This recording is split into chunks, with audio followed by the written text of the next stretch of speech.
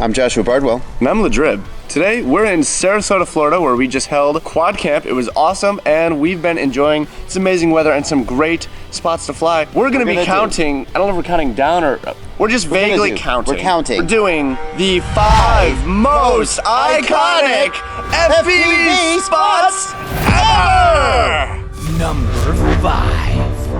All right, starting this list off, something historical, something that a lot of people, when they were getting into this hobby as it was beginning, what did they all see? What really inspired FPV to be what it is today? Higher speed, closer proximity, and of course, it's the MetallDanny Forest. The MetallDanny Forest. MetallDanny flying through, I think it's like some kind of a farm, a tree farm, because all the trees are in rows, and he's just through them at insane speed. He almost makes it look easy. Right. You look at that video and you go, he's just going around, but everything is so tight. Anytime we see trees that we want to like go through, we call it, oh, that's a MetallDanny Forest. Right. I think that's what inspired Forest-y spots. Forest-y spots. Right. I mean, so then we always had different takes that started to emerge. We had Matty Stuntz, like, what did you call it? The Star Wars Forest, right? Where trees were a lot taller and it was still cruising through them, but then started working in a lot more vertical motion, right? But something about the grid layout of MetallDanny's Forest really just makes it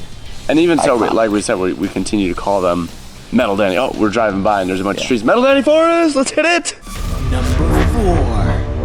When people come to Atlanta, and what's the one spot? Yeah, what do they want to go to? The OG, the original office space. It's almost like a plus sign because you can go into every path. It's such a great FPV and there's playground. Like a bridge along the whole way, so you can loop around that bridge. And then the courtyard at the bottom has all these little obstacles you can fly in the hallways. The lines are awesome. You'll get good footage, and the lines you get, they're just like these perfect flowing connecting lines, but like believe me, to get that footage you end up crashing a lot. It's so much smaller. I think that the GoPro really makes it look a lot, but you get in and you're like, oh, this is it? Oh gosh, there's so much to do right here. There's a type of flying that you end up in proximity where you're just trying to keep finding the exit. Yeah. You got an obstacle and you pull up and there's you're just looking and you're just sort of chasing it around and hoping you don't crash. Yeah. And it feels like flying there would be just constantly like that. Yeah. That location in Atlanta defined what does it mean to fly office spaces on Sundays. Yeah. And it's tough because you don't get to them on Sundays because people always have to work. Don't you know we want to fly? Go home. Try hard. Take a day off. I want to fly. Number 3.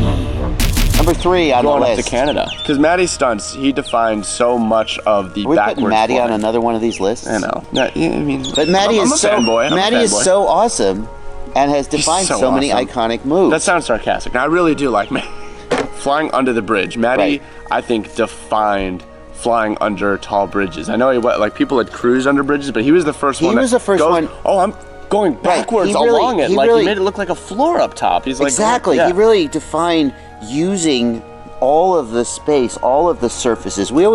I think we always think of ourselves as relative to the ground. So we're upside down, we're right side up. Yeah. We're always thinking about the horizon. And maybe it's the crazy up tilt he flies with, but he starts using vertical surfaces, horizontal surfaces, and we're really working in 3 dimensions. He's crawling all over him like Spider-Man. A bridge underpass or overpass is perfect for that. I feel like it even gives insight into how to power loop, how to do those moves.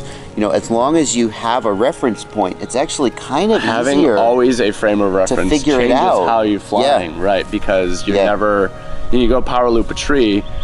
At one point, the whole view just becomes blue. Not to suggest that it's easy. No, it's not easy. It's just it changes the move. There's always something to look at. You always see the movement. You're never just saturated with blue. I love that spot. Number 2. Johnny FPV. It's a Miami building. So he goes to the beach before anyone gets there, and he gets this beautiful sunrise. You got water, beach, and then very next you got these tall, high-rise, beautiful, expensive Miami buildings. And he will cruise the beach, he'll cruise the waves, he'll dive the buildings. But this is a case where the totality of the environment I agree. Kind of makes you're it. Right. The buildings it's not are just cool. building dives. We've seen building dives before.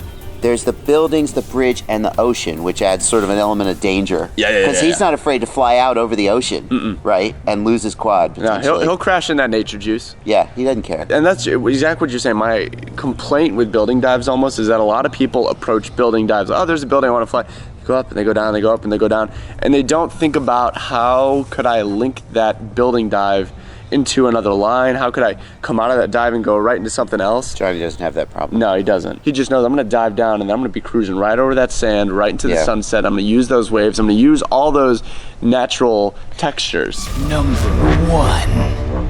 Final, number one. Number one. Most iconic in the whole world FPV spot ever is Pripyat.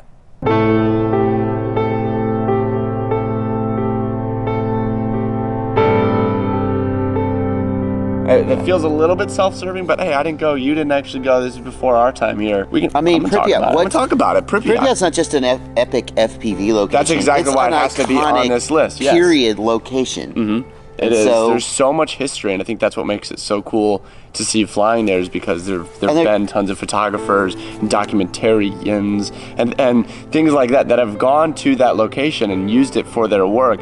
And then you start seeing it not only from the eye of a drone, but from the eye of a drone going 60 miles an hour, doing a backflip over the Ferris wheel. It's a whole different way of seeing that spot. So there it is, your definitive list of the 5 most iconic. You can't debate us. You can put it in the comments if you want to. I guess if you want to leave a comment, if you really want to leave a comment about what you think, not just like a hot spot, right? But a spot that once you see it, everybody wants to go try it. It defined a style. It defined a city. It defined a pilot. It defined something like that. Something that really changed FPV forever. Thanks for watching. Hope you enjoyed our countdown of the 5 most iconic FPV spots ever!